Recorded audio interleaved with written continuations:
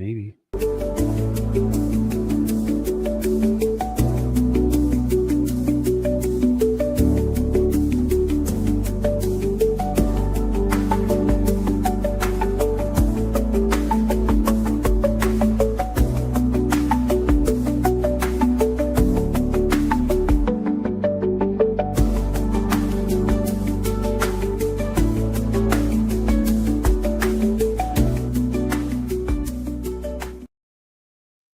Hello and welcome to the Drummergy Podcast, episode 139. I'm your host, Fred Rock Fischer, and today I have with me the guy who's about to smile, my son, Christian Fischer. Yay! Hello. I've been looking forward to this, to talking to you about drum corps and all of that stuff because you're so heavily involved with it and know so much about it. You know, I asked Christian earlier, just before we went live, I said, have you ever watched any of my shows? And he said, no. He said, no. You know, this is where kids aren't really interested in what mom or dad are doing so much. So Christian, I always start these shows off with like the national holiday or goofy holiday or something, just to have something to talk about as people are starting to tune in here.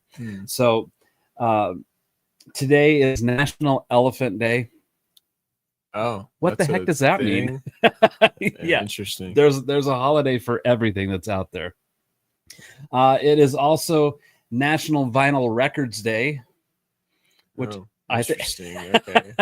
You probably have no interest in physical music format, right? I have a little bit. Like, I think it would be cool to maybe one day get back into DJing and mess around with some vinyl stuff, but I'm not one of those people that is in like some kind of 80s wannabe mindset and I just like have to listen to music on a record. Like, no.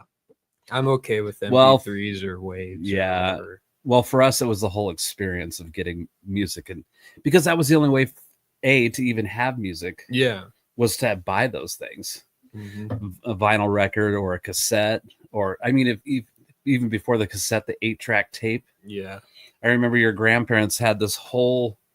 It was about the size of a shoebox full of 8-track tapes in the car. Oh. Now this is actually tape, right? And it would be out in the car all summer long, getting hot. And you know what? Those things would still work. Really? And sometimes if they didn't work, you'd like shake them and smack them against the dash, and then you'd put them in the player and they'd work. Oh, okay. And then we went to cassette tapes. And I know your mom, she did this. She had this huge thing of cassettes. And then, or maybe that was CDs, probably CDs. I think she probably did both. I had a big thing of cassettes that I would carry with me, like when I would tour and stuff like that. And we didn't have this luxury of downloading however many songs you feel like downloading to whatever. Yeah. So yeah, it's National Vinyl Record Day. Vinyl records is pretty popular again, and people have a few thousand in their collection. They take up a lot of room. Mm-hmm. But it's all about that whole experience. Today is also National Baseball Fans Day. Oh, okay. Okay, so now we're talking your language more, right? A little bit more. Although you tried to break your little brother's nose yesterday. No. What happened? So he's never played catch before, I guess. Which, I mean, that checks out. And I haven't played catch since 8th grade, so in 9 years I haven't thrown a baseball to anyone. And he's still pretty young, little, and I didn't want to like hurt him, so I wasn't throwing the ball like very hard because I didn't want to beam him in the face. So like my like trying to like underdo it got the ball to kind of like mortar over to him basically, instead of just going like straight at him. And just one throw like came right down behind his glove like a sneak attack, and just boom, got him right there, right across the bridge of the nose. Immediately, just blood and I was like, No, what I was trying not to do just happened. Like I can't. Yeah. I was not happy. He was not happy. Well, of course not. I had just finished teaching lessons, and that student was leaving, and mom came out and said, "Oh, hey, goodbye," or whatever. And he walked out the door, and she goes like this to me. I'm like, okay. And I go in, and Jude's got blood coming down his face, and he's got ice on his nose. Just cycling paper towels out like crazy. Yeah. And so, well, you've had a few instances with your baby brother. Didn't you threw a ball with a thread attached to it and jerked the tooth out of his mouth when and he couldn't lost find his it? first tooth? Yeah. These are the things that happen when you have kids, ladies and gentlemen. So, baseball day, because Jude's supposed to be playing baseball, and this is his first experience. It's like next week. So mom had to take him to urgent care and get him checked out, make sure he's okay. Seems like he's okay. Yeah. Going to be a little sore, but yeah, he'll be fine. Yeah. It's also National Middle Child Day. Christian is the oldest, so he's never had to experience that. Yeah. But for a long, long time, your brother Elliot was the middle child until Jude came along. Mm-hmm. But so all of those out there that were the middle child, today's your day. Today is your day. Okay. We just got back from drum corps finals in Indianapolis, Indiana. Mm-hmm. And I thought, I've talked about marching band on my show many times. I've talked about drum corps, and I've talked about indoor drumline, and I've talked about different ways of teaching that. And I thought, you know what? Let's get somebody I know on here who's in it. Yeah. Recently. So Christian is a DCI Open Class snare drummer and a WGI Indoor World Class snare drummer.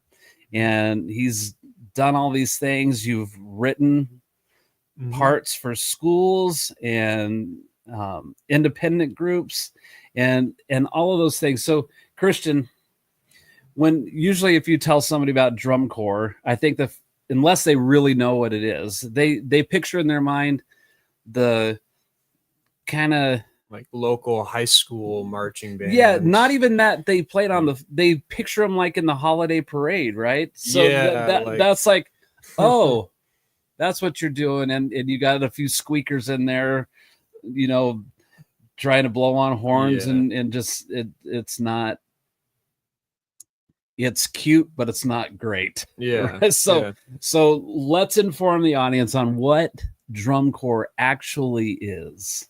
Yeah. So it's basically marching band, except you don't have any woodwinds, and it's not affiliated with a school, and it's over the summer. And usually there are some other groups that have different processes, but usually for the open and world class groups, they have a time where they all kind of move in to a housing site, like a school or something. It's not a school associated with the program. They're just staying there. That's where they're rehearsing. Yeah. They'll literally like move in there, sleep on the gym floor with air mattresses and whatever, stay there for however many weeks, depending on the program. And it's just like 12-hour rehearsal days every single day for however long. And then you go on tour and you basically try to do that same kind of thing every single day. But now every day, usually you're in like a new place. Yeah. And it's super, super competitive. And everyone usually, or is supposed to, takes it very, very, very seriously. The door just moved. Your mom, okay. The producer's on her way out. Okay. Yeah. Yeah, it's just like really, really, really professional, serious marching band. And it's a completely different level than like what you'd be used to for like your typical idea of marching band. Yeah. Not a lot of parades, mostly just drill. Yeah, drill and competition. And producer, is that loud on the show? It's loud for me. Oh. It was a nice breeze blowing in here. It's the producer's back, ladies and gentlemen. She's coming in and adjusting and producing and doing her. See, I told you that's what's exactly what's gonna happen. I got her number and she's got mine. So it's, I've heard you describe it before, like it's the NFL of marching bands. Yeah. Or you could kind of think about like World Class is kind of like the MLB and Open Class is like the MIB. I think I'm remembering that right. Major League Baseball and the Minor League Baseball. Yeah. It's kind of like that's the comparison versus like Little League. It would be like the closer comparison to like marching band, except it's with the school. Yeah. Well, the James Harrison is here. He said, Christian, proud of your path, climb, and success in drumming. You're the epitome of dedication. Oh, thank you, James. Yeah. Yay. All right. So misconception is that they get paid. Oh yeah. That's kind of an okay. Repeat what your mother just said. Yeah. So they do. She said a common misconception is that you get paid. You don't get paid. You pay to do this. You pay egregiously to do it. It's like some groups I think are costing around $6,000 to do a season, or some maybe more. Yeah. Some of them are a little less, like around 5,000, but still. Yeah. So not only is it really competitive to be in it, you pay a lot to do it. Yeah. Really tough audition process. Yeah. Yeah. So we'll get to that, the audition thing, but now I know the answers to these questions because I'm your dad for one. You've had a lot of success in doing this, and you've done a lot of hard work, and you've also had disappointment along the way in all of that. And I've talked about you off and on over the years, not just on this show, but to my students and things like that. Like I'll oftentimes use you an example as somebody who just decided I wanted to do this and figured out how to do it. Another thing is like everybody assumes that I taught you how to do all of this stuff. You got me like started. Yeah. But it wasn't like I wasn't the person that you leaned on to excel, because you had to get instruction from people who knew way more about this than I did. So what got you interested in thinking like, ooh, I want to do that? Oh yeah. So back in 2016, my freshman year, I don't know if you remember, I did not want to do marching band. I thought it was maybe cringe or whatever. And I was like, I want nothing to do with this. And then like came the first few days of band camp and I started making friends. I was like, okay, this is fine. Yeah. Well, the color guard director, Kevin, at the time, he's not there anymore, he posted on the band page the Blue Devils 2016, which I think they got second place that year. But they had a part of their show that kind of spiraled in on itself, if I remember right.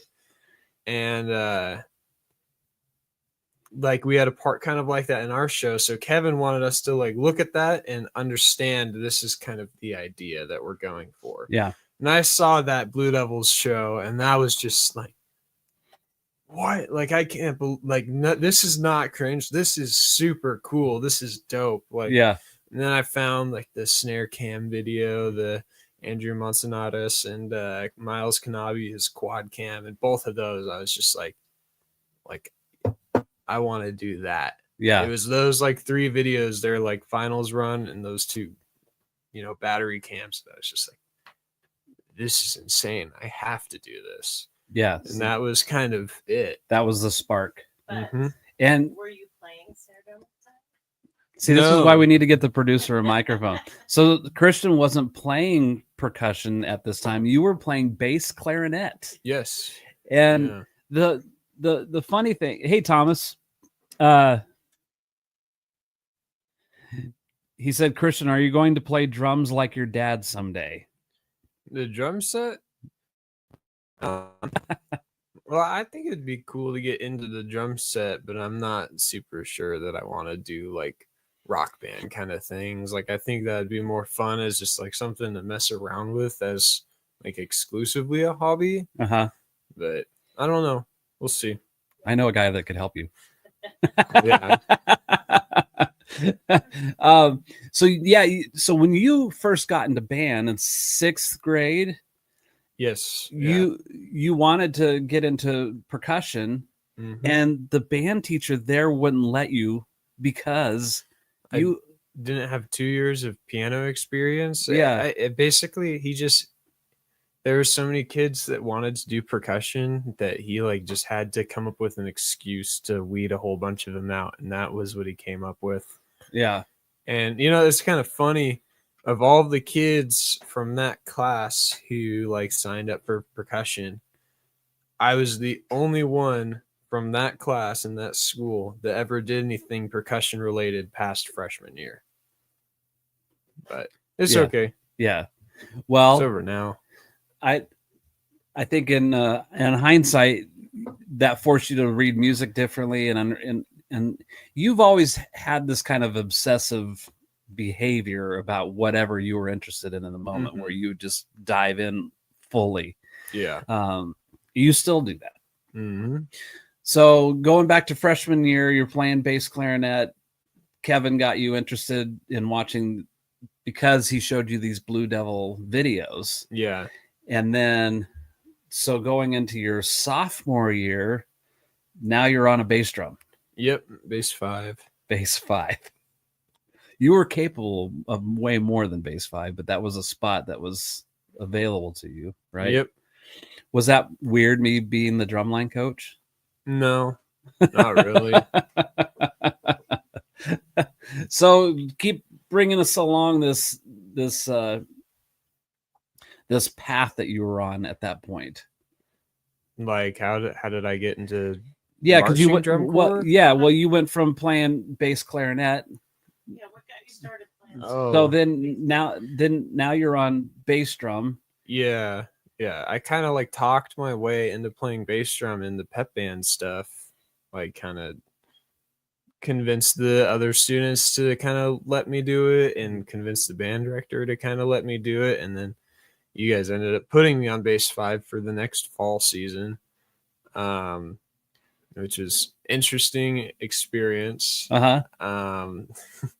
And then I just kept practicing, and then by winter season, you guys ended up getting Tanner Hosley to help you out, and then you guys decided to put me on snare for that indoor season. Yeah.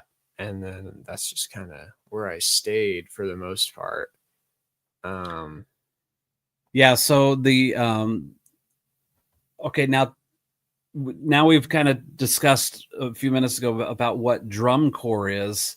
What is indoor percussion? Yeah. So it's basically just drumline and front ensemble in a gym, and you pull out this big tarp floor, vinyl floor thing.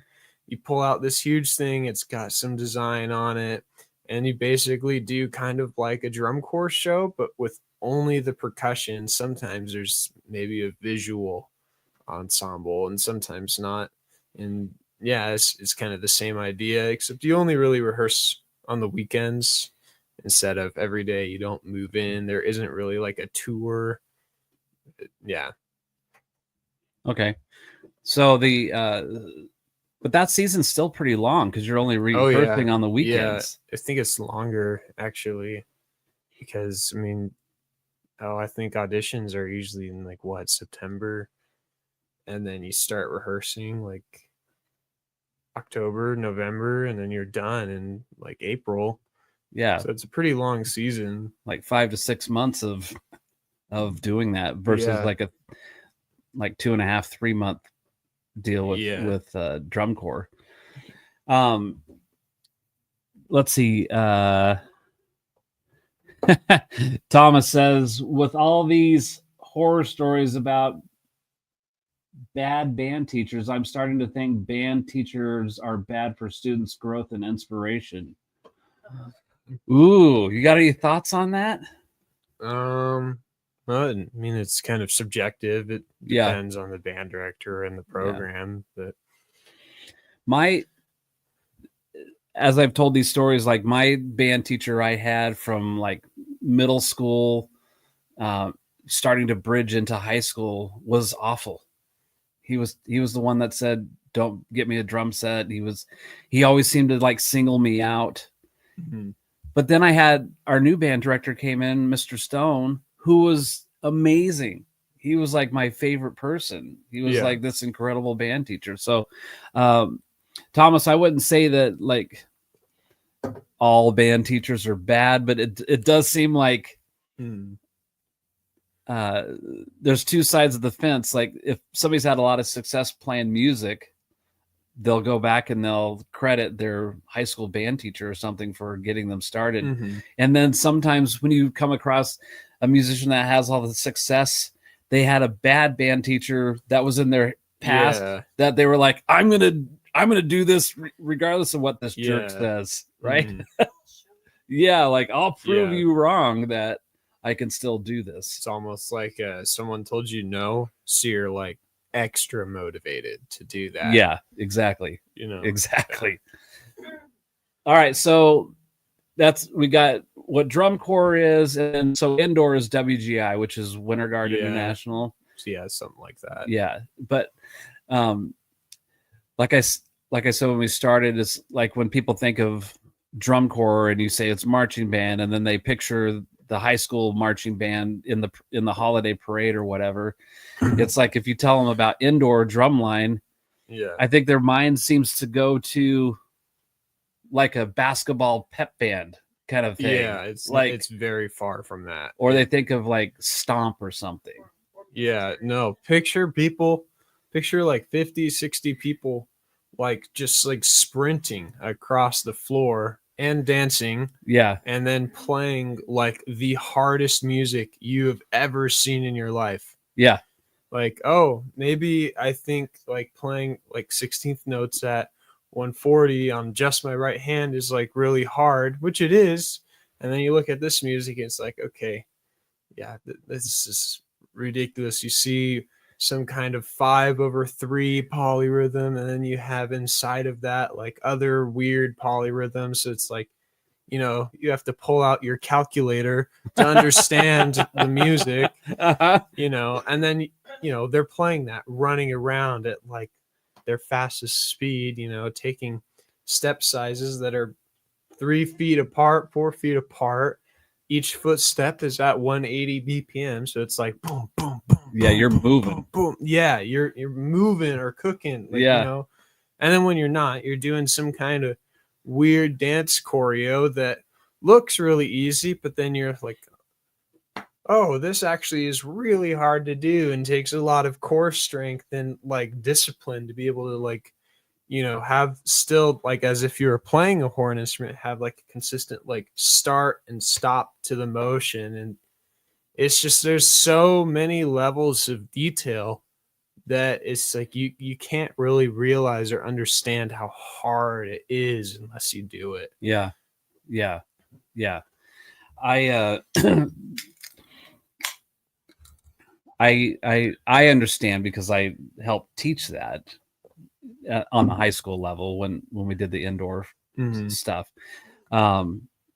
It's putting a show together, and there's a theme to the show, and you're trying to tell a story through how the movement is and how the dance part of it is, and in the uniform or costumes that are worn, and if there's props and anything. So you're really transforming a gymnasium into a theater. Yeah, like a stage. Yeah, that you have to set up instantly, perform, and then get it off the floor for the next group to come in and do something, you know, their show. Or you're going to get penalized. You know, at Blue Knights indoor, the year before I was there at their like local finals, the RMPA, Rocky Mountain Percussion Association or something like that. They like, there's, you know, the timing. You have this time to this time to get on the floor, perform, and get off. Yeah. And something happened, I think, with the electronics where they didn't start for like 10 minutes. Oh wow. And they ended up getting a 10-point timing penalty.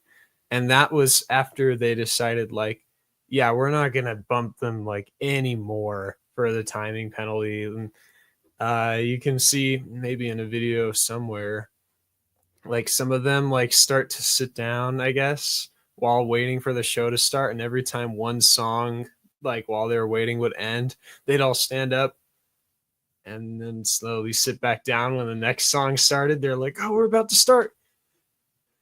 Or not. And then like it was crazy. And then you look at the scores and it's just laughable, like how much it dropped because of the timing penalties. Like it's super serious.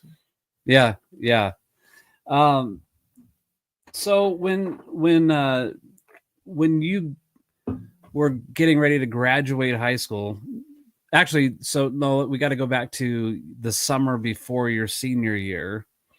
You auditioned for the Battalion Drum and Bugle Corps in Salt Lake. What was that process? Because that was the beginning of your drum corps experience. Yeah. So there was a sort of clinic in December, I believe, where it was more like just purely educational, wasn't the audition. I showed up to that and pretended in my head as if it were an audition and kind of compared myself. I shouldn't have been doing this, but I was comparing myself to the others there, and I thought like, oh yeah, I'm gonna be like center snare. And then and then in the January audition, there was one other vet that showed up, and his name was actually Fischer. And I was like, okay, maybe I'll be like next to center and he'll be the center or something like that.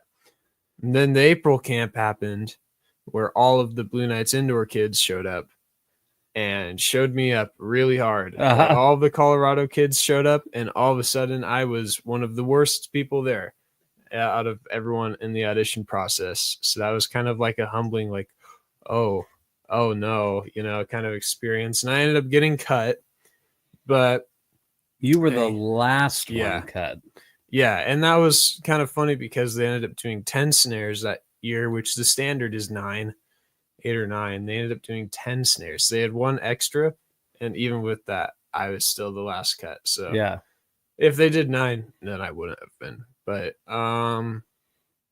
yeah, and so I emailed the caption head, which was this guy Alex at the time. I emailed him basically on your advice. Emailed him and was like, hey, can I just come to the May camp anyway? Like, even if I like know, yes, like I'm out, but can I still like hang out and learn before you guys start the season? And he let me. So I went with my friend Sean to go down there, which he got contracted for this snare line. And I ended up getting offered a contract to play euphonium, which I'd never played a brass instrument before. But I had played, bass clarinet. So I had an idea of like the winds marching technique and whatnot. And they thought I was pretty motivated and entrusted me enough to like, here, can you learn a new instrument in like 3 weeks? Yeah. Which realistically was only really like 1 week because I didn't have access to a horn for the first 2, only a mouthpiece. So it was just like I had to learn everything like that, Yeah. And that ended up being like a super fun experience. I think that was my favorite season of drum corps. And then at some point in between the 2019 season and the 2021 season, I started taking lessons from Michael, which he was the caption head after Alex left at Battalion. Took lessons from him for a long time. Well, you took lessons from James first. Yeah, I did take lessons from James. Going into the Battalion auditions. Yeah. And then he ended up moving Right. after I got back.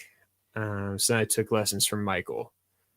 That went until like the 2021 season.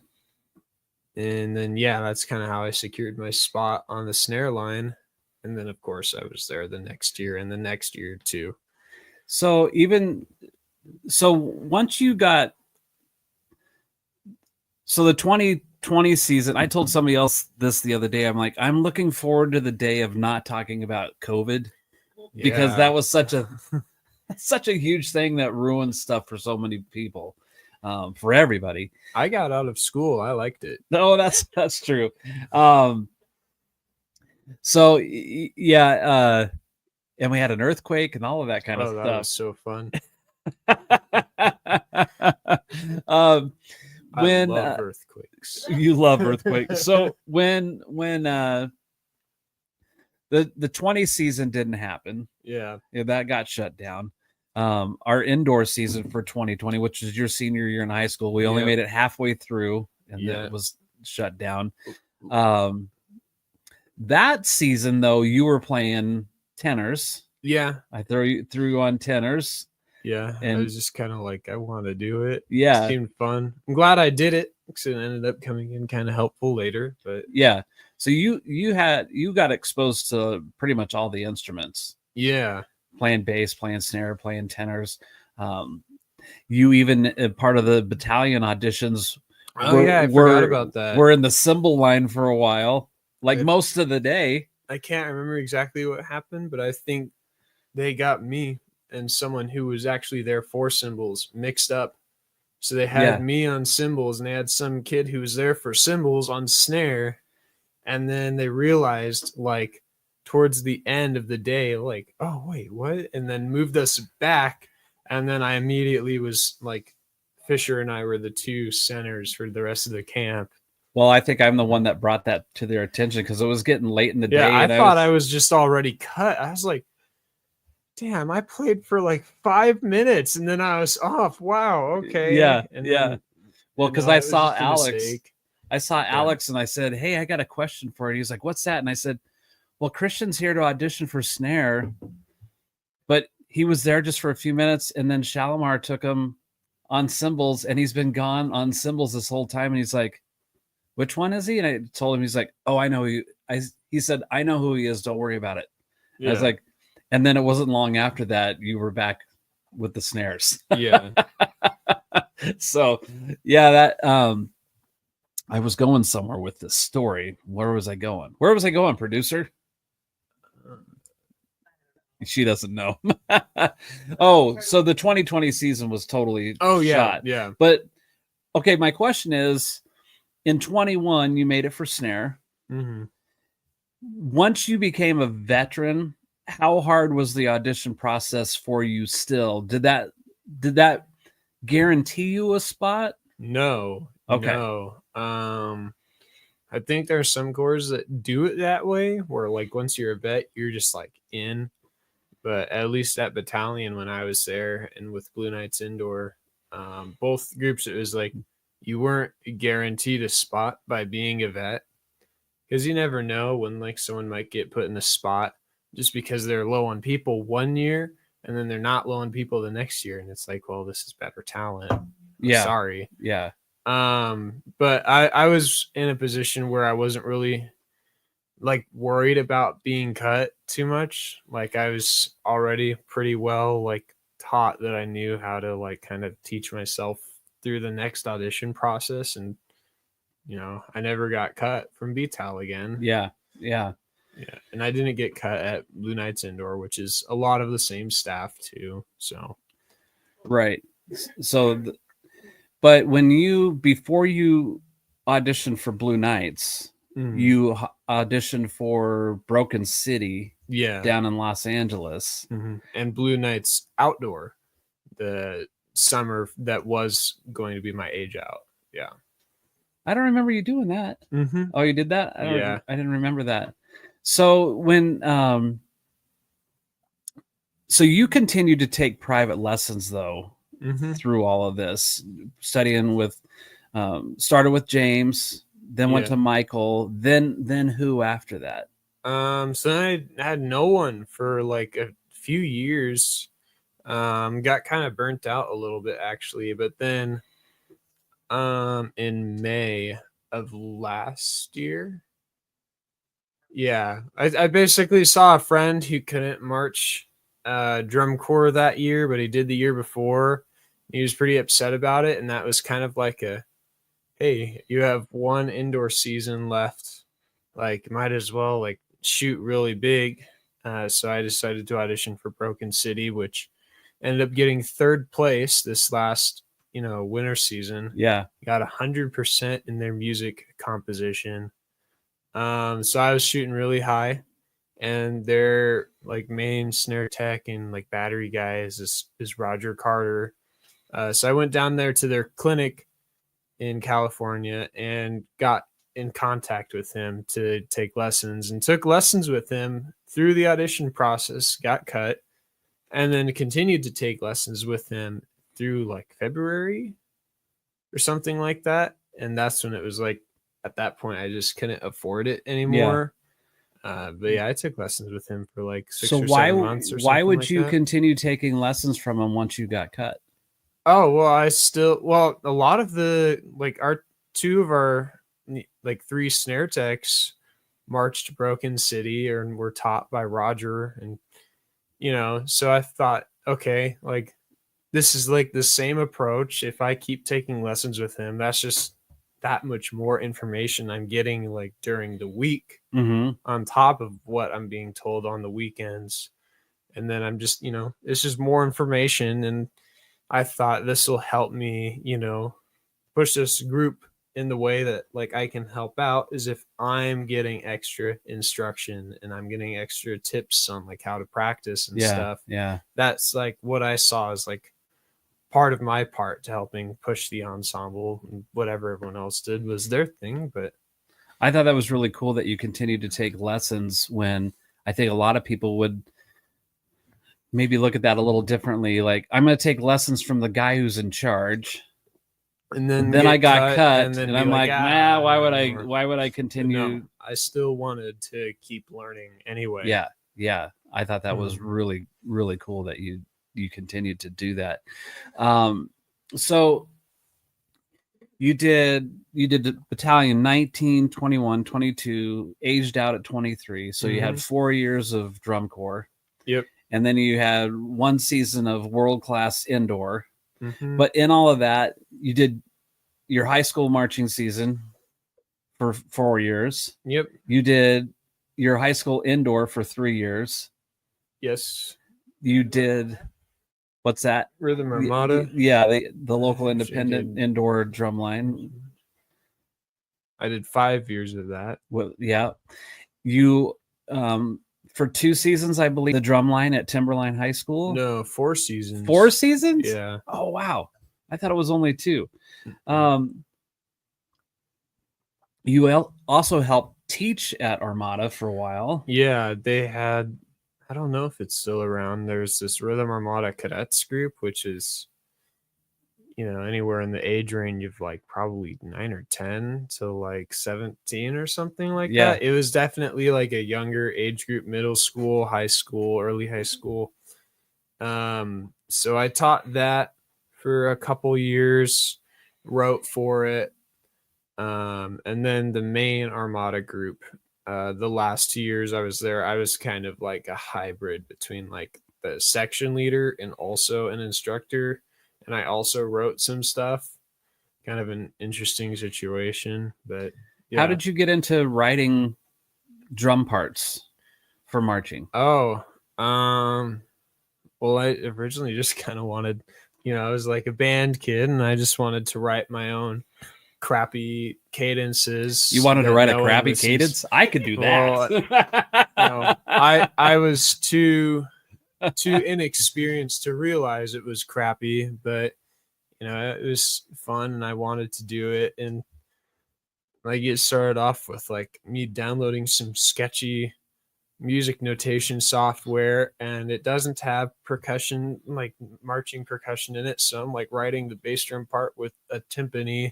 And yeah, it was not good. Eventually got Muse Score and started writing whatever cadences, warm-ups, rudiment builders, And then I even started like downloading. I was literally just talking about this last night with my friend. But I also like would download, like I would find online marching band shows or whatever that didn't have a battery part written, and I would download the MP3 and try to write battery scores to that MP3.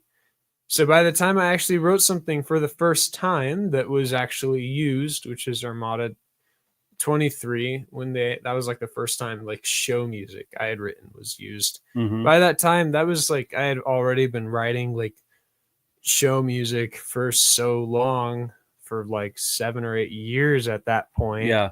That, you know, there's still a lot I have to learn, and I still don't think I'm very good at it, even though I might just be a little like too in my head. But you know, I've been doing that for like 9 years now, which is crazy. Yeah. And I'm using Sibelius, which is like that's like the standard, I guess, DAW, Yeah. for lack of a better word. Uh-huh. That's like the standard like DAW for writing, marching band Yeah, stuff and whatever. Yeah. Got virtual drumline. Got like this is the thing. This is what you use, Yeah. So when you write in that and you hand it off to somebody, it's correct. Yeah. And I can export MP3 files of the score that sound like dynamically and rhythmically perfect that you can play along to. And the music notation comes out and it looks really nice and crispy, and Yeah. it has that professional look to it. Right. I was really excited when I got Sibelius. I'm sure you were. Yeah, so funny story though. Go back to 6th grade, Mr. Barson's class, and you're learning band, and you decide I'm gonna write my own music. Yeah, so I can like hear. I've got like a sort of like weird. It's not quite perfect pitch, I don't think, but it's like I can hear in my head like songs and remember perfectly like the key. Like this is the first note that the song starts on. At least with songs I'm familiar enough with. Yeah. But I don't have the ability to like, aside from like a couple, like I can't really like sing note to note and just know the interval. Like I just don't have that interval training at all. But I used to try to write what I heard in my head anyway. Back in like 6th grade, I saw Amadeus and it's like, oh, I want to do that. And just would write crap without listening to it. So I was just kind of like, I don't know the word. I would just wing it. I'd just write crap down on the page, and whatever it was. No one played it. I never read it again, and it got thrown out at some point. Yeah, but I thought like I was being so clever. Yeah. No, it's just a weird 11-year-old. Let's catch up on a couple of comments here. So Thomas said, Fred, with Christian's experience, has he taught you anything that has helped your own personal drumming or teaching? Thomas, probably not from a technical perspective, but I think Christian's story is important on it might tie in a little bit to like the band teacher that says no. It's like I've watched you as you got interested in things with drumming, and like some of your classmates that you went to were pretty discouraging towards you. Yeah. And that really rubbed me the wrong way. One is being an instructor at the school myself, to watch any student who had an interest in anything been told to get away or not to do something. Yeah. But it was even more amplified because you're my son at the same time. Like, so I had this inner wrestling match, because as a parent, I want to step in there and go, this is my son, and how dare you? But and at the same time, I'm going, this is a student who's interested in something. How dare you? Yeah. So I have these two things going.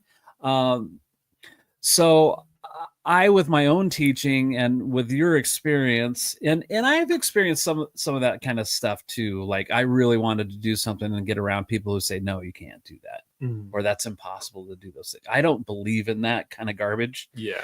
So, Thomas, I guess to answer your question is I think the resilience and the determination and dedication to wanting to do something that you're interested in is a really, really important thing to tell that story, and hopefully it inspire other people, even though you yourself may never have contact with that person, but that story lives. And not only does that story live for me with how that affects my students, like when they come across adversity and things like that, you getting cut in 2019, and when we were coming back from that, you were like obviously disappointed. Oh yeah, rightfully I did not so. wanna go home. And you were starting to blame them. They don't know what they're doing, this kind of stuff. And I said, you need to email them and ask these questions, which you did. Yeah. Just you doing that, though, the battalion has this Christian Fischer's story attached to it because of what you did with that. They still tell it today. Yeah. And so they use Christian's story even though he's aged out. Now, your brother Ian has been in the battalion for 2 years playing tuba. And I remember when I first took him to one of the rehearsal camps, I think it was a rehearsal camp. No, it was an audition.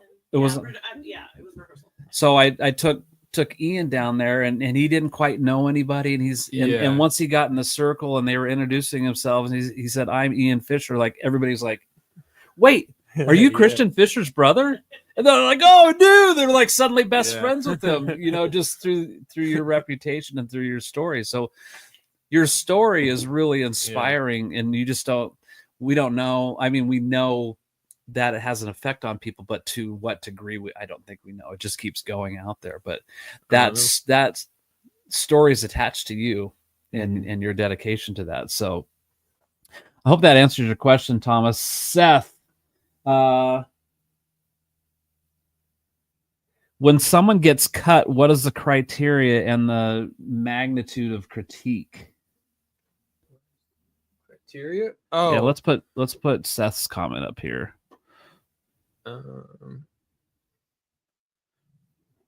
What is the criteria? Like how do they determine who's cut and who's not? Yeah, I think that's what he's asking. Like when someone gets cut, what's the criteria, and then the magnitude of the critique? Like, what are they looking at? Yeah, what do they need from somebody? Is like from like ability and attitude, and so it's gonna be like different every group, of course, but they're kind of looking for well, of course, how well you play individually, how well you play in the line with everyone else. They're looking for how well you can do visually on your own and blending with everyone else. How you are like as a person, as a vibe to be around. Like, if someone shows up and they're like a better drummer than someone else, but maybe they're kind of an asshole. The person who might be just a little bit worse, but is a better vibe, might get chosen because the better vibe will be more successful in the long run. Like they might start from a lower point, but the whole group will end at a higher point than if they take the person who's a bad vibe. Yeah. Because the bad vibe will, get in their head, get everyone else in their head. Well, that can now be a no one's cancer for the productive. group, right? Yeah. So there's a lot of things going into it. Some groups get a little bit more kind of political with it. Like some groups might like basically already know who what is the line going to be before the audition even happens. And some of them are like completely willing to cut vets, so it is kind of different group to group. But once you're cut, and this is also depends on the group, sometimes they'll give you like more detailed feedback of like, here are the things you're doing right, here are the things you're doing that's not necessarily wrong, but wrong for us. And Yeah. you know, and sometimes it's you don't get that. Sometimes it's you're just sorry, try again next year if you want. Bye. You know, sometimes it's just like that. Sometimes they have the info for you, like critiques and stuff, but you have to ask them for it. Like they might have their own little notes that they take Gotcha. throughout the audition process. Like, oh, this person seems to be deaf in their left ear or something because they only play clean when listening in on this ear or whatever, you know. And then you can get that comment if you go ask them for it, like, hey, what kind of notes do you have on me? And it's like, yeah, you can't play clean when your left ear's in. Or oh yeah, your left hand interp is like always crushed and late or whatever, or your right hand's always early and open or whatever, you know, sound quality differences, but you have to actually ask for it sometimes. Yeah. That's how it was with the Broken City auditions. Gotcha. You had to actually go ask them, like, what info do you have for me? I would actually, during my auditions, I would use my phone and write down notes as they told them to me, which sometimes they give comments during the actual process. So then I would always write those down. And both the Broken City audition and clinic, I got so much notes written down. And especially the clinic, the clinic one was really awesome because I like wrote down a bunch of notes where it's like, I maybe already knew to do that, but it was like a different way of thinking about it. Or it was like a way where it's like, oh, okay. Cause sometimes I have like a thing in my head where I want to say it, but when my mouth goes to actually say it, like it comes out real weird. And I'm like, that didn't get my point across correctly. So that sometimes I like learned some comments where it's like, now I know how to say that thing I've been trying to say, you know, where I can like tell my students. So it's like, I felt like that was a really growing experience as a teacher. It was like, these weren't new comments to me, but it was a new way to think about them that I thought were brilliant. Right. Yeah. Cool. I think that answers Seth's question. Well, can you go through the audition process? Like, I don't know if it was the same for your final year as it was for your first year, but what's when a new player walks in, they're trying out for the first time, what happens? What's the process, the audition process that weekend? So the producer's asking, what's the audition process like for a new person? Or any, but because when you're, you know, close to aging out and you've been a vet with the group for a while, imagine the process might be a little different. Oh yeah, it's not nearly as scary. Well, I think that if you're a person, so like if you've got new up and coming kids wanting to try out drum corps, what do they need to look? You know, what's the process look like? At least with battalion. Well, first of all, you have to be wearing you have to be wearing clothes that are appropriate to audition. Clothes that are appropriate? Yeah. At Boise Gems auditions in November last year, that was something super concerning to me that I saw from like half of the students that pulled up. It's like, yo, you're marching around at this audition. Why are you wearing jeans? You know, why are you wearing Converse? You know, I think that's like mistake number one for an audition is just showing up like not dressed well for it or having this stuff memorized. Like, come on, this is not the movie Drumline. You are supposed to show up with all of the music memorized. Yeah. You are not like super crazy smart if you show up memorized. You're dumb if you show up with it not memorized. But basically, you get auditioned for, at least with what we did with Battalion and Blue Knights, both indoor and outdoor, and with Broken City, is we got auditioned on our visual and our music. So there was at some point in the audition process, they like watched us like, what does your marching technique look like? Can we fix you really fast, or are you going to be harder to fix? What do you already know how to do? How fastly can you learn how to do things or whatever? Which I've always been really bad at visual. And then for music, they'll, you know, we'll just start off with playing like, warm-ups, eights, double beat stuff, triple beat, rolls, whatever, paradiddle exercises. They'll do stuff where they have only the snares play, only the quads play, only the basses play.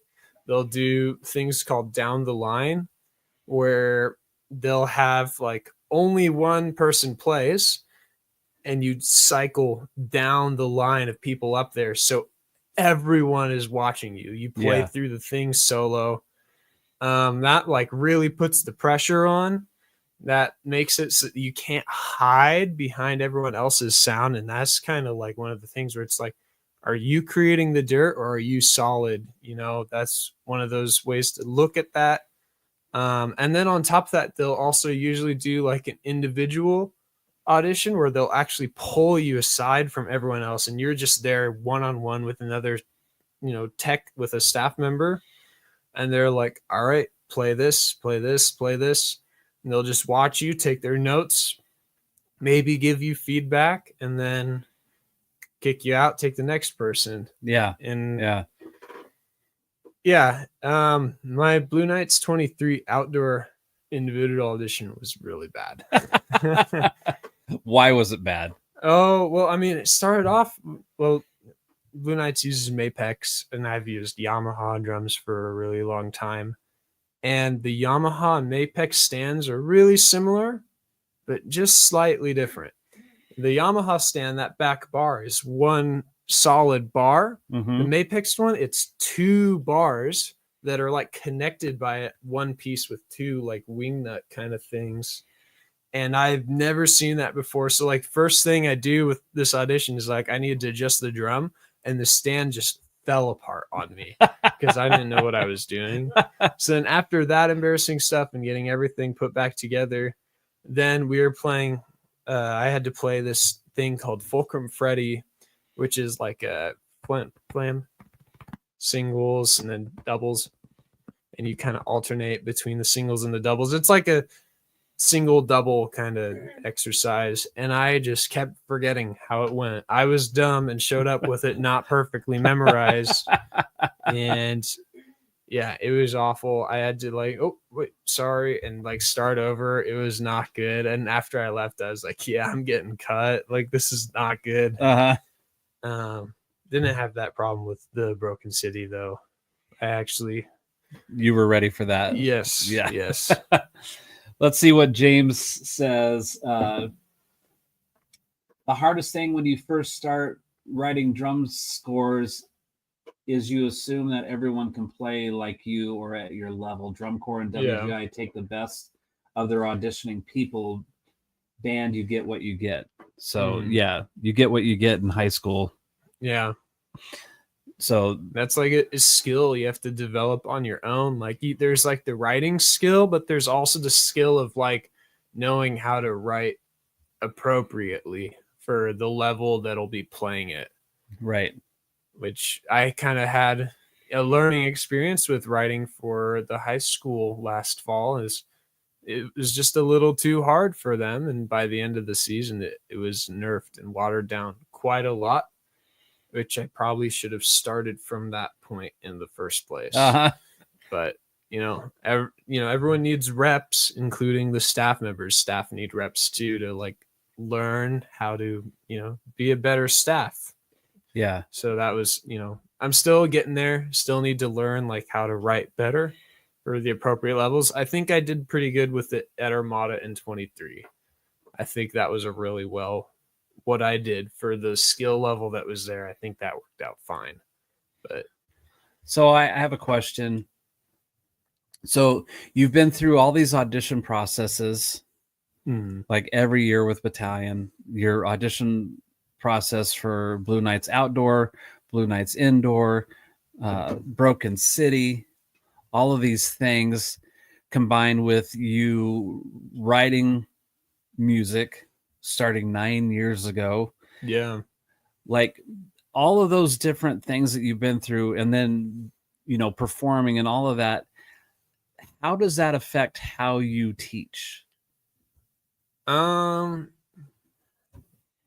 I mean, the more experienced you are with the with the activity, you're going to kind of just learn things from, fellow students, staff members, and you'll see I like this staff member for this reason, or I am not really a big fan of this staff member for this reason, or whatever. And you kind of just slowly acquire, like, these are things I want to do as a teacher, and these are things I don't want to do as a teacher. Yeah. And you also start to acquire, like, comments and, like, knowing how to identify problems in the music. You, like, start learning how to train your ear, and then you start learning, like, not just like how to do something, but you start learning, like, how to do it, like, from a beginner's point of view. Because like, once you learn traditional grip, it's like kind of like you just do it. It's intuitive. Now it's like, oh, having to teach a beginner how to do that, I haven't, like, had anyone tell me, like, how to play traditional grip. I just kind of had to figure it out. Now it's like, I don't know how to teach that.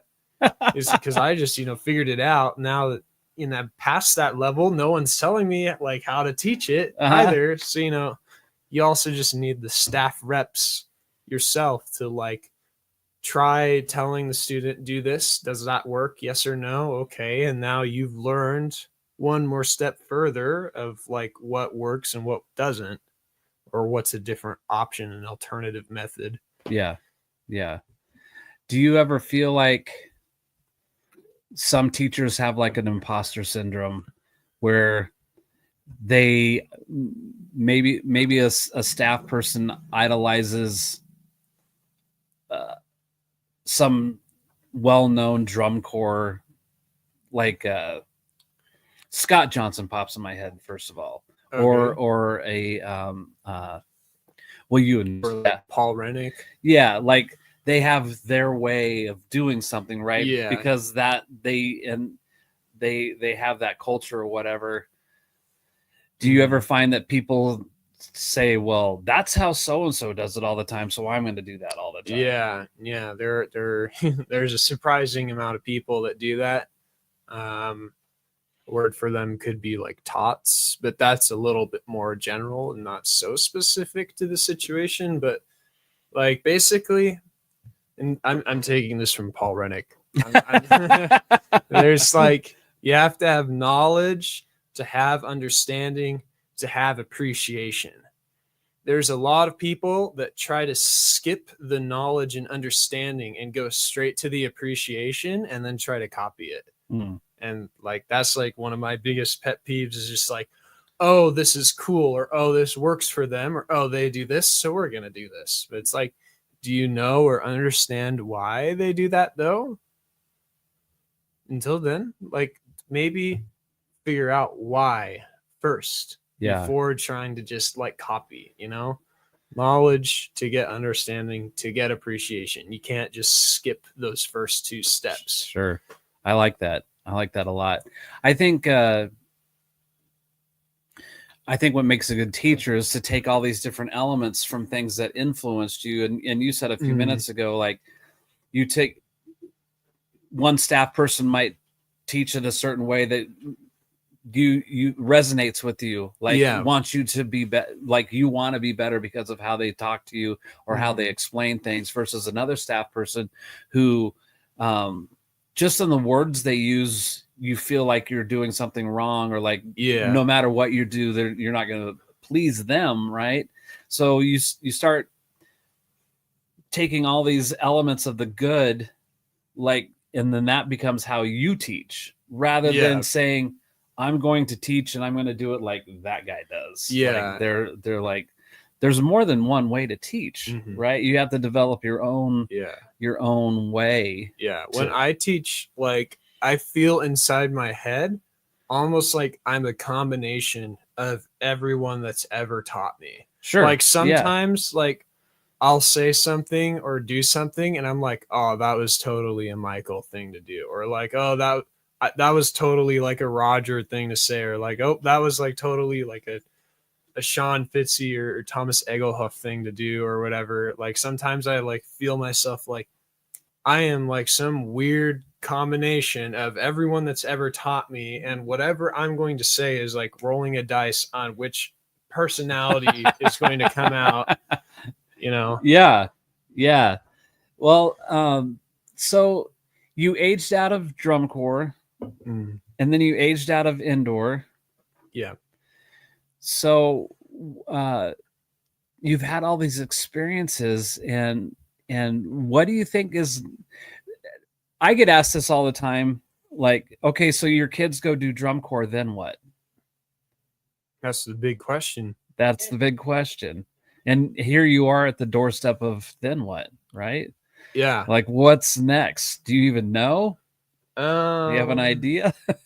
I have some ideas of what I want to happen. But, Yeah. and it's gonna be different for everyone, of Sure. course. Yeah. Like I think it'd be cool to keep teaching with wherever, whether that's teaching at some other drum corps during the summer, or teaching an indoor group, teaching a high school.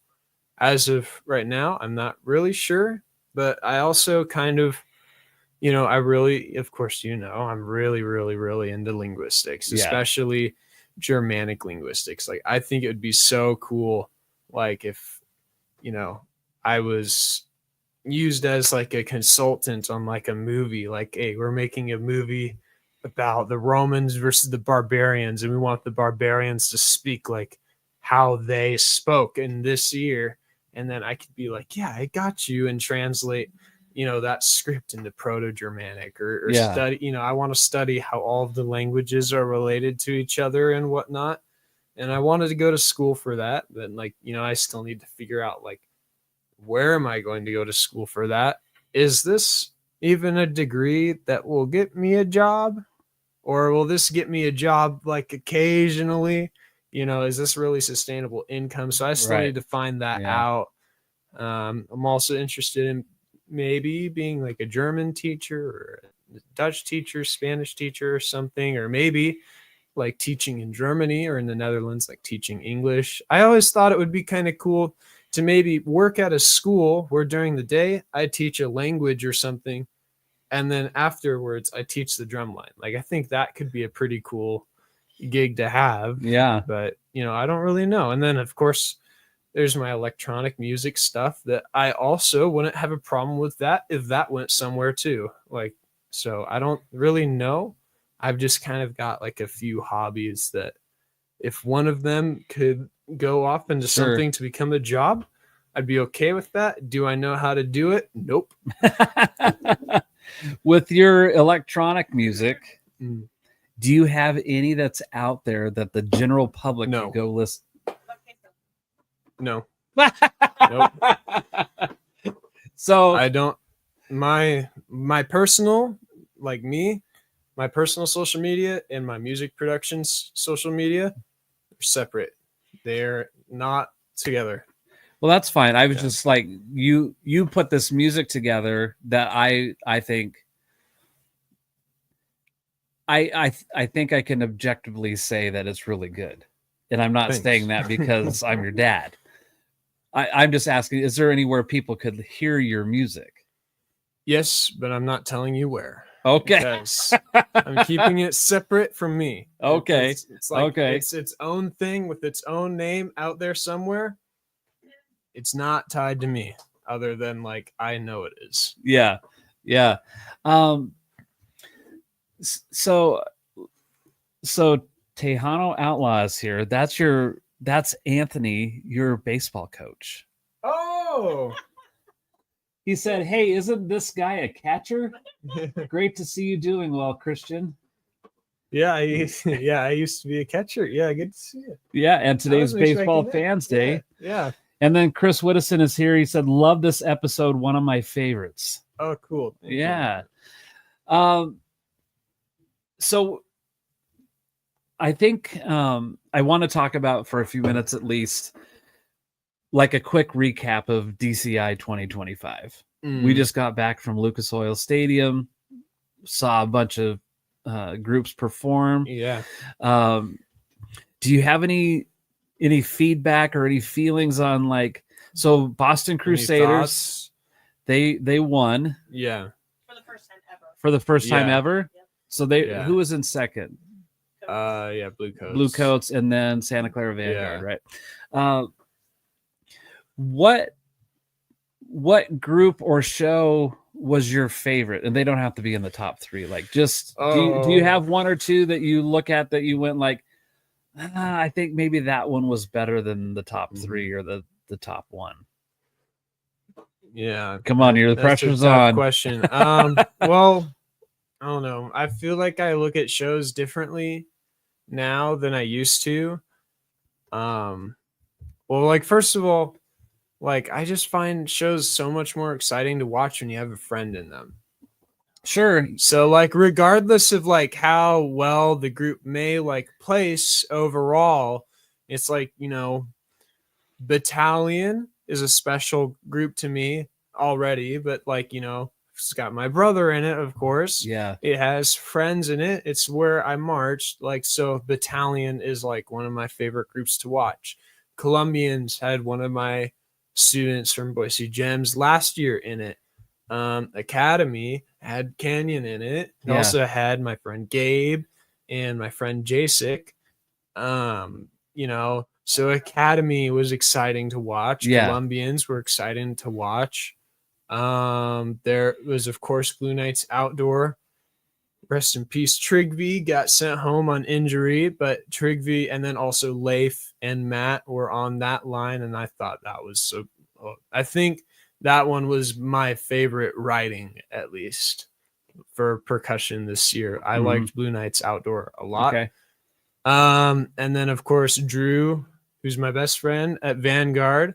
Really proud of him. That was so cool to watch. But yeah, like, I just find the groups that have my friends in them, those are my favorite groups. Okay. Because it's like special or more special to watch the groups with my friends in them. Yeah. You know, like, Blue Coat's really cool, but when I don't know anyone on, you know, in Blue Coats, it's not as special to me to watch it as like a group that might be like worse, but has people I like know or used to teach in it, you know.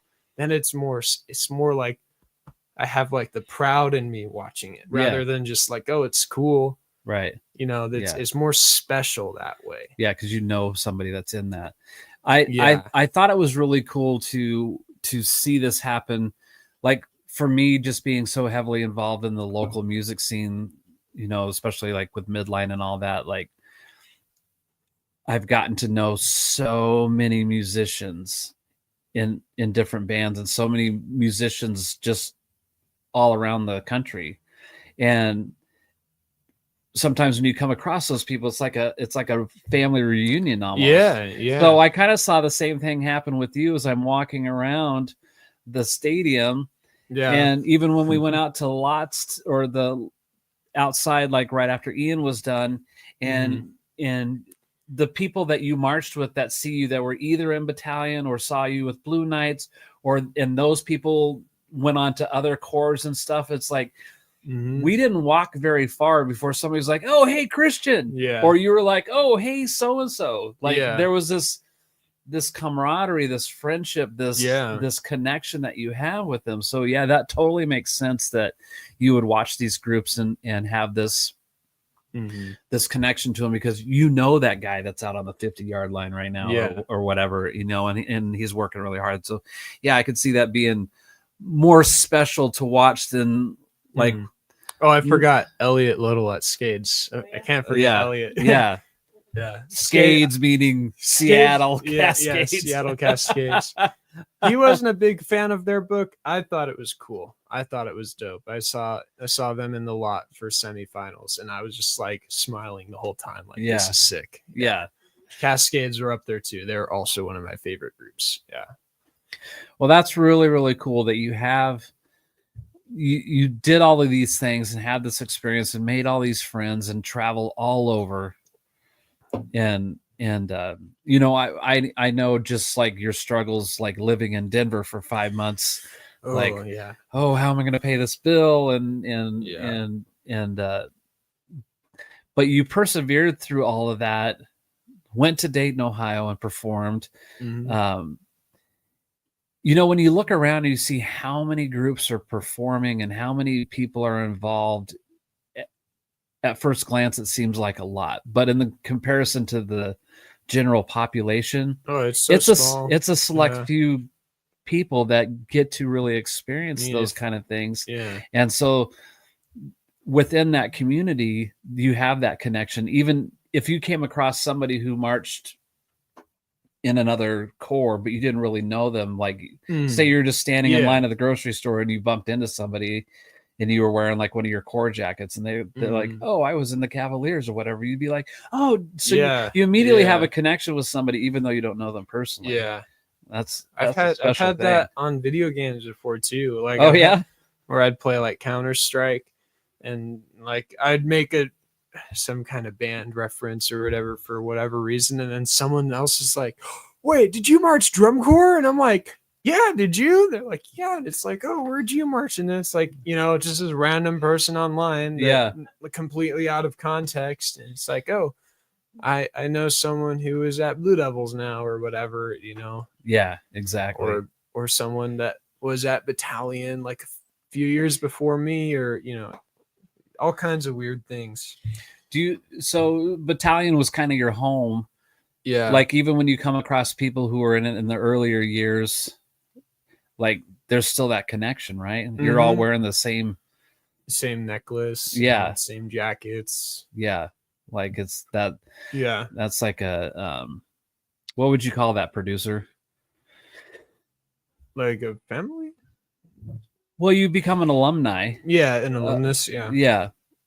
Speaking of which, so Friday night at Lucas Oil Stadium, they did the age out ceremony. Yeah. But then Spirit of Atlanta has a alumni group that performed. Yeah, 50 years. 50 years. So we were all sitting down pretty close to the sideline. We were that low in the stands, and we were kind of in this pool of high school kids that were part of a high school marching band. Yeah. And I heard some kind of off comments being made from them, like Spirit of Atlanta was getting ready to play the alumni group, and of course they're much older people, right? Yeah, they're anywhere in the age range of like what, 21 to like 81. Yeah. And yeah, literally 50 years. And I saw this one girl 71. turn around and go, oh boy, here comes the old people group.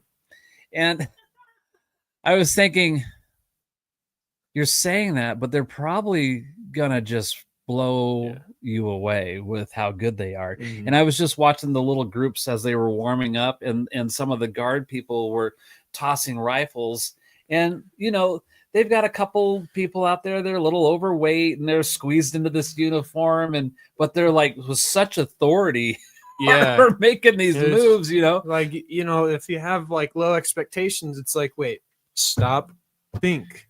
These are all people that still marched World Class Drum Corps at some point. Yeah, sure, it was 50 years ago. 50 years ago, their standards were still insanely high. Yeah. Even though it was 50 years ago, at the most. 50 years ago, at the absolute most. So this is like 22 to 72 tops. Yeah. Right? They still know how to practice, Right. I don't know if they have like an audition process or whatever, but it's like, you don't just like forget how to practice. Yeah. Unless you have like a brain injury or something, you still know how to like sit down and know, even if your hands don't work like they used to, you can still like play something and be like, oh yeah, that wasn't good. And like try again. Versus it's not like you haven't done it for 50 years and now all of a sudden you're like ignorant to what's good or not. Like, no, they still march drum corps. They're still like gods among men in the music scene. Like, yeah. So it was just interesting to hear like these young high school kids were like, they hadn't played yet, but they were starting to make fun of them in a way. And I'm like, yeah, they're just everybody's young until they're old, right? It's just like suddenly you wake up and you're like, wait a second. Yeah. I'm 50. But even like the snare drum players, they all had gray hair. Some of them look like, I think the youngest looking one maybe looked like late 20s. The rest of them looked probably at least. But they in did their this late insane. 30s. What was there, like 9 or 10 of them? That's There was insanely 11 clean of triplet them, roll. I think. Yeah, they just kept just going. This long roll. The longer the like the longer that went on, I was like it's still going and it's clean. Like, okay. Like, all right. It wasn't just for 4 counts. It was it was like a several measure long roll, probably 4, 5, 6 measures long of just triplet roll at 160, 170, something like that. Yeah. I was like, damn, all right. Yeah. I didn't really have any expectations because I've never seen like an alumni corps before. So I didn't really know what to expect. I didn't know, like, are they going to be doing like crazy drill, or is it going to be more like traditional? Like, how are they going to play? Is it going to be more traditional or more modern? I was not expecting like it to be more modern, and like I wasn't expecting them to be pumping out that heat. Right. Even though I wasn't expecting it to suck. I just didn't know what to expect. And it was, completely new to me to see that, and I was completely blown away. Yeah. Well, the Troopers did that. Like, But like when they did it, I was sitting way on the side of the field and couldn't see or hear anything. So it was like, I guess I've seen one, but like, does it count as listening to a song if you're only listening to it through someone else's car stopped at a red light? Yeah. No, like, so that was like my experience seeing the Troopers alumni corps was like way from the side. It's like, I don't know. I love all the points that you made though. Like, okay, it's an alumni group and it's 50 years old or whatever, but these people still had expectations. Yeah. And their expectations were high, in a world-class group, and all of those things were still, you can't dismiss any of that. No. It was really cool. Let's see here. James says they say that drum corps is a fraternity. Fraternity, yes, thank you. That was the word I was looking for, James. Thank you. Yeah. A brotherhood. Yeah.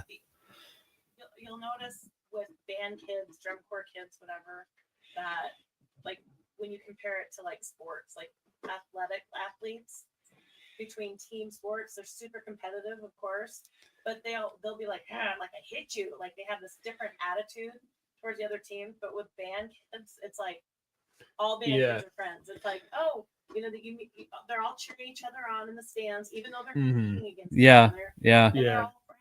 And especially with drum corps, you've got kids that are bouncing around from one corps to another, maybe going from open class to world class, whatever. And so now when you knew kids just in one group, now you know kids across several groups. And so you're just like saying, you're cheering them all on. This is why we need to get you a mic. There are some groups or some people that are not that way. That I've had an experience where it's like there's kind of like 2 rival groups where it's like, can you guys just stop? Like, I don't have anything against you. Like, why do you have something against me or whatever? Like, I have not experienced a lot of that, but it is there. But yeah, like everyone's friends for the most part. Like sometimes people might like jokingly have beef with another group. Like, of course, Drew's marched Vanguard this year. And I texted him at one point. I'm like, I hate Boston this year. That's not true. I love Boston. Boston's also one of my favorite groups. Did I know anyone there? No. But like still, they're ridiculously clean. They're insane to watch. They're one of my favorite groups. I love Colin McNutt's writing. But like jokingly, I was like, I hate Boston. But that was only because it was like a threat to my friend getting best percussion. Yeah. Which, it's like, I want him to win. Right. So therefore I like have to hate the other groups because that's like the threat, But you had to pick a side. In reality, it's like, I love Boston Crusaders a lot. Like, some of the most insane writing. They got a perfect score in their percussion. They got a perfect 20 out of 20, which I don't think that's happened for DCI. Yeah, no. There's been a lot of 100s or perfects going around WGI and DCI the last year. Yeah. But that was an insane line. I've been watching, like, Boston first came into like my mind in the 2018 show, and I've just been a huge fan ever since then. Like, but yeah, it's like I had to pretend like I hate them, just kind of as a understandably a little so. like they're probably gonna win, but I want my friend to win, But Yeah. They beat Blue Devils. Which- So when you were talking about when you first got interested, the spark was Kevin showing Blue Devils video. Mm. So when I was graduating high school, there was way fewer drum corps than there are now. Yeah. But we also didn't have the internet or this easy way of communicating with people. And my band teacher would show us videos of Phantom Regiment. Yeah. And so I think that's why I liked Phantom Regiment so much, is maybe just the association when we were being shown like how to march, and my band teacher would show videos of Phantom Regiment, like, this is how you move. This is what I'm talking about. This is how your feet should move or whatever. And I thought even just the name Phantom Regiment to me was cool. It was a cool name. And then it was like, sounds hardcore. Yeah. And then the video, I was being shown video all the time. I was like, part of me kind of wanted to live in that world. And I didn't really know how to even begin to audition for any of that. My band teacher really didn't know. And really, in hindsight, had I been able to do that, I probably would have been eaten for lunch. I really didn't have the chops probably to make it on a drum line in a drum corps, but I did really have that. So that's like my association with Phantom Regiment, is just like, it goes back to my band teacher showing that all the time. And so I really did like Phantom show this year. And but I've always liked the Cavaliers too. Those have been some, and I thought the Crossmen this year were really good too. But I don't know all the people in the groups kind of like you do. That's so funny. Whenever I show Ian like some drum corps video, it's like, oh yeah, that's Dave, or like, oh, you see that? That's Khalees. She taught me once, or like, oh, yep, you want to watch Drew today? Like, whole up Pacific Crest or whatever, you know. It's like it's interesting how I just slowly like know who people are, right? And some of them know me. Well, it's true exactly how you say. Like when I would see, like when you were gone, and then you would see like little clips of Battalion Battery warming up or something, like on Instagram, or like there'd be a little flow marching clip or something. I'd be like, oh, there's my son. You know, I'd be really excited about that. Or there's my son and Drew.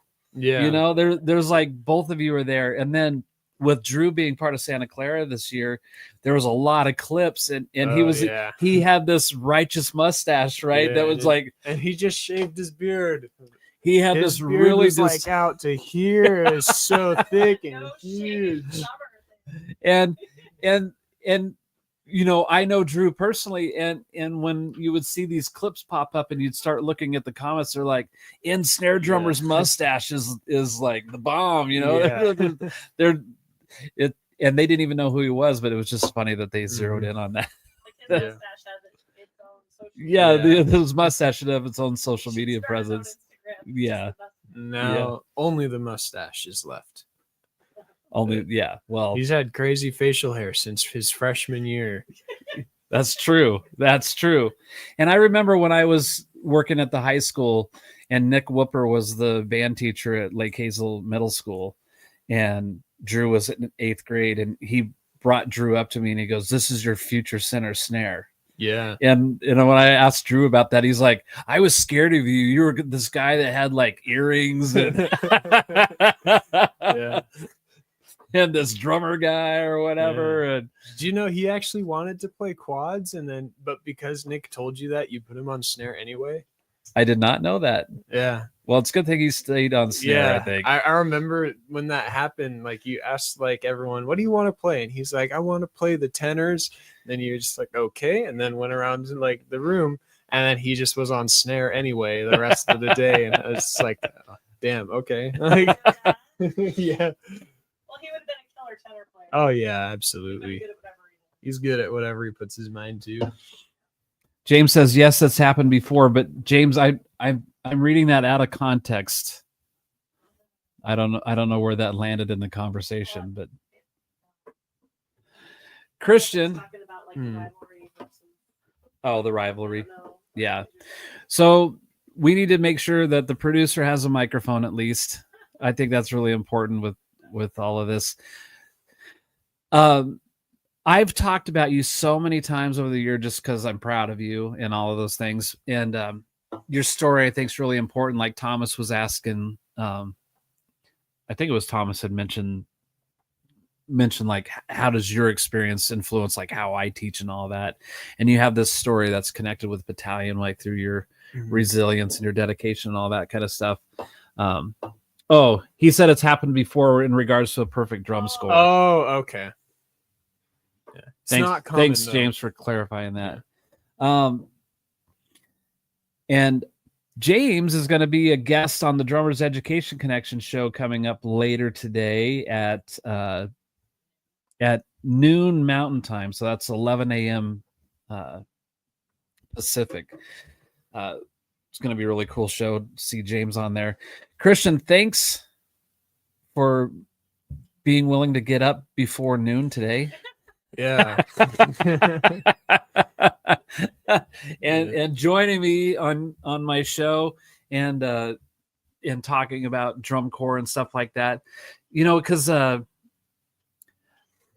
only live in that world mainly because of you and because of Ian, having that and being the drumline coach at the school for a few years and doing all that. And it's been exciting to watch where all of this has taken you and how you think about things. And I think it's really important just for the music community in general, because I don't think you have to necessarily be specifically involved with drum corps to appreciate what it takes to be great at your instrument. Oh yeah. And to not just be great at your instrument, but continue to improve at your instrument. I mean, the more you know, the more options you have, right? The better you are at your instrument, and then to still be a cool person to be around on top of that. I do, in so many ways, over all these episodes I've done, sometimes think that musicians can be lazy in their approach. Yeah. It's not just good, it's good enough kind of a thing. Yeah. And like, yep. kind of being mediocre. Yeah. Like, I'm going to do the absolute least amount of work I can just to survive this gig or whatever. And I've never been that way. And you've never been that way. And Mom's not that way, and you grew up in a music household. Yeah. Which not a lot of kids get that advantage. Yeah. But my household I grew up in wasn't musical. It was just me playing drums.